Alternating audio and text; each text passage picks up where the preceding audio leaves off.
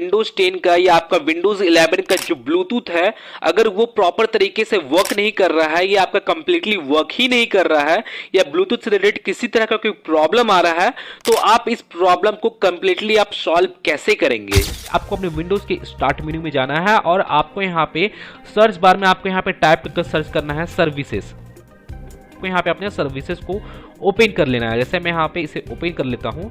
किसी भी एक सर्विस पे आपको यहाँ पे सेलेक्ट करना है और सेलेक्ट करने के बाद आपको अपने कीबोर्ड में बी बटन को प्रेस करना है। क्योंकि बी बटन को इसलिए क्योंकि यहाँ पे जो भी ब्लूटूथ से रिलेटेड जो भी आपका सर्विसेज है वो आपका यहाँ पे लाइन बाय लाइन आपका शो हो जाएगा। तो आपको यहाँ पे बी बटन को प्रेस करना है और जैसे आप यहाँ पे देखोगे यहाँ पे बी से रिलेटेड जितने भी सर्विसेज हैं यहाँ पे शो हो गए हैं, जैसे आप यहाँ पे देख सकते हो। और आप यहाँ पे देखोगे यहाँ पे ब्लूटूथ वाले भी सर्विसेज आपको यहाँ पे शो हो रहे होंगे। तो आपको करना क्या है कि आपको यहाँ पे एक एक कर इन सभी सर्विसेज पे राइट क्लिक करना है और आपको इसके प्रॉपर्टीज में चले जाना है। आप यहाँ पे देखोगे यहाँ पे स्टार्टअप टाइप में यहाँ पे मैनुअल यहाँ पे सिलेक्टेड है, तो आपको इसे ऑटोमेटिक पे सेट करना है। और ऑटोमेटिक पे सेट करने के बाद यहाँ पे जैसे आप देखोगे यहाँ पे सर्विसेज स्टेटस में यहाँ पे अभी ये रनिंग में है। अगर आपका ये स्टॉप रहता है तो आपको करना क्या है कि यहाँ पे आपको इस स्टार्ट बटन पे क्लिक कर आपको उसे स्टार्ट कर लेना है। जैसे मैं यहाँ पे स्टार्ट नहीं कर रहा हूँ क्योंकि यहाँ पे मेरा ऑलरेडी यहाँ पे रनिंग में है और यहाँ पे स्टार्ट बटन भी यहाँ पे मेरा अभी फिलहाल हाइड है। अगर यहाँ पे स्टॉप रहेगा तो यहाँ आपका स्टार्ट बटन जो है यहाँ पे हाइड नहीं रहेगा, तो आप इस पे क्लिक करके आप उसे स्टार्ट कर सकते हो। तो यहाँ पे इसे ऑटोमेटिक करना है और इसे अप्लाई करना है, देन इसे ओके कर देना है। आपको यहाँ पे और भी सर्विसेज जो शो हो रहे हैं उन सभी को आपको यहाँ पे ऑटोमेटिक पे आपको यहाँ पे सेट करना है। जैसे मैं यहाँ पे इसे ऑटोमेटिक पे सेट कर दिया हूँ। और अगर आपका ये सर्विस अगर आपका स्टॉप्ड है तो आपको इसे स्टार्ट कर लेना है और स्टार्ट करने के बाद आपको इसे अप्लाई करना है, देन ओके। और फिर नेक्स्ट आपको सर्विसेज पे राइट क्लिक करना है और उसकी प्रॉपर्टीज में चले जाना है। प्रॉपर्टीज में आने के बाद आपको इसे ऑटोमेटिक में सेट कर देना है। ऑटोमेटिक में सेट करने के बाद जैसे आप यहाँ पे देखोगे यहाँ पे सर्विसेज स्टेटस में यहाँ पे स्टॉप्ड है, तो आप यहाँ पे देखोगे यहाँ पे आपको स्टार्ट का आपको यहाँ पे बटन शो हो रहा होगा। यहाँ पे मेरा जो स्टार्ट का बटन है वो अभी हाइड नहीं है, तो यहाँ पे आपको इसे स्टार्ट कर देना है। आपको अब यहाँ पे इसे अप्लाई करना है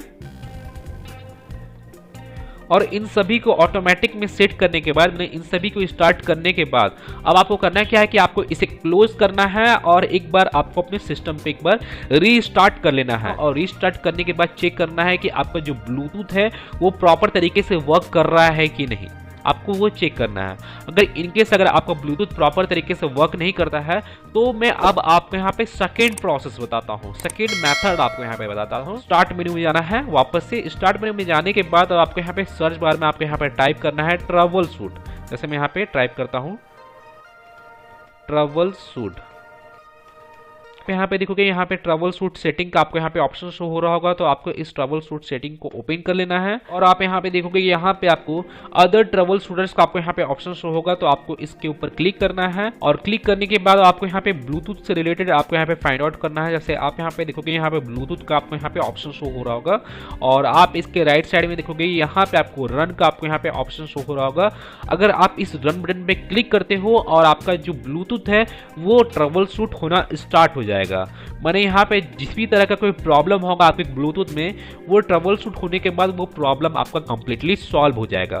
तो यहाँ पे आपको सेकेंड प्रोसेस में आपको यहाँ पे अपने ब्लूटूथ को ट्रबल शूट करना है और ट्रबल शूट करने के बाद जो आपका ये प्रॉब्लम है ये प्रॉब्लम सॉल्व हो जाएगा। अगर इन केस अगर आपका ब्लूटूथ वर्क नहीं करता है तो अब मैं आपको यहाँ पे थर्ड प्रोसेस बताता हूँ कि थर्ड प्रोसेस में आपको करना क्या है। स्टार्ट मेन्यू पे राइट क्लिक करना है और राइट क्लिक करने के बाद और आप यहाँ पे देखोगे यहाँ पे आपको डिवाइस मैनेजर का आपको यहाँ पे एक ऑप्शन शो होगा, तो आपको इस ऑप्शन पे क्लिक करना है। आप यहाँ पे देखोगे यहाँ पे आपको ब्लूटूथ का आपको यहाँ पे ऑप्शन शो हो रहा होगा, तो आपको इस ब्लूटूथ वाले ऑप्शन पे क्लिक करना है और यहाँ पे आपको बहुत सारा ब्लूटूथ से रिलेटेड आपको यहाँ पे ड्राइवर आपको यहाँ पे शो हो जाएगा।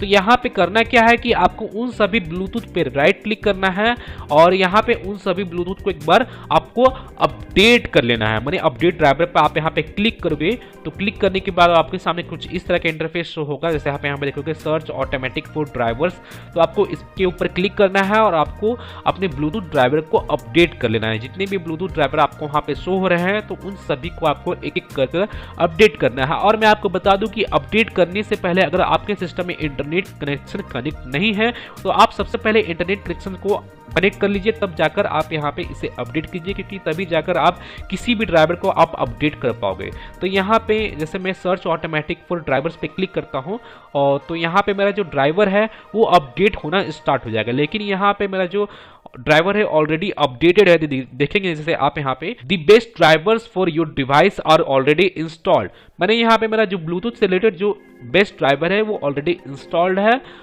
तो मैं यहाँ पे इसे क्लोज कर देता हूँ। अगर आपका इंस्टॉल नहीं होगा तो वहाँ पे वो अपडेट होना स्टार्ट हो जाएगा, इंस्टॉल होना स्टार्ट हो जाएगा। तो इसी तरह आपको इन सभी ड्राइवर को आपको अपडेट करना है।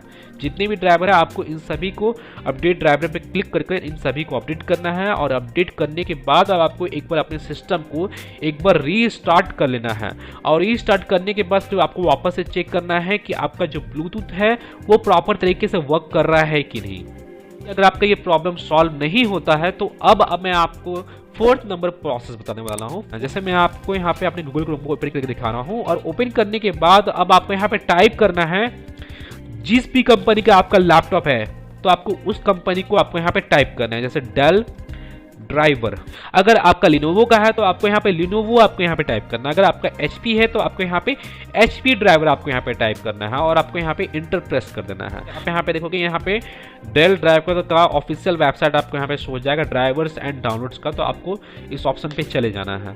जिन लोग का HP का है तो वो HP वाले ऑप्शन पे चले जाएंगे, HP ड्राइवर्स एंड डाउनलोड वाले ऑप्शन में चले जाएंगे। जैसे आप यहाँ पे देखोगे यहाँ पे आपको एक सर्च बार आपको यहाँ पे शो होगा, तो आपको यहाँ पे इस सर्च बार में आपको अपने लैपटॉप का सीरियल नंबर को आपको यहाँ पे टाइप करना है। मैंने आपको अपने लैपटॉप का सीरियल नंबर को टाइप करना है।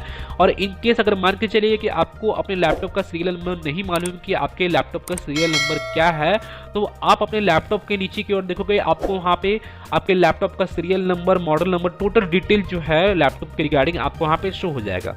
तो वहाँ से आप अपने सीरियल नंबर को यहाँ पे टाइप कर सकते हो और टाइप करने के बाद आपको यहाँ पे सर्च पे क्लिक करना है और आपके लैपटॉप का, आपका जिस भी कंपनी का लैपटॉप है, जिस भी मॉडल का लैपटॉप है, उस मॉडल का, उस सीरियल नंबर का पार्टिकुलर आपको ड्राइवर्स देखने को मिल जाएगा। माने उस मॉडल का आपको ड्राइवर देखने को मिल जाएगा, क्योंकि यहाँ पे सभी कंपनी का, सभी मॉडल का अलग अलग ड्राइवर होता है उसकी कंपेटेबल के हिसाब से, उस लैपटॉप के कंपेटेबल, उस मॉडल के कंपेटेबल के हिसाब से। तो यहाँ पे आपको आपके लैपटॉप का जो जेन्युइन ड्राइवर है आपको यहाँ पे शो हो जाएगा। तो आपको वहाँ पे ब्लूटूथ ड्राइवर आपको वहाँ पे शो होगा, तो आपको ब्लूटूथ ड्राइवर को डाउनलोड कर आपको अपने सिस्टम में इंस्टॉल कर लेना है। तो गाइज मैं फिर मिलता हूँ नेक्स्ट वीडियो में। Till then and bye bye. और एक बात और, सब्सक्राइब बटन पे 2-3 फैट लगा दीजिएगा जिससे सब्सक्राइब हो जाए और घंटी वंटी गिर जाए।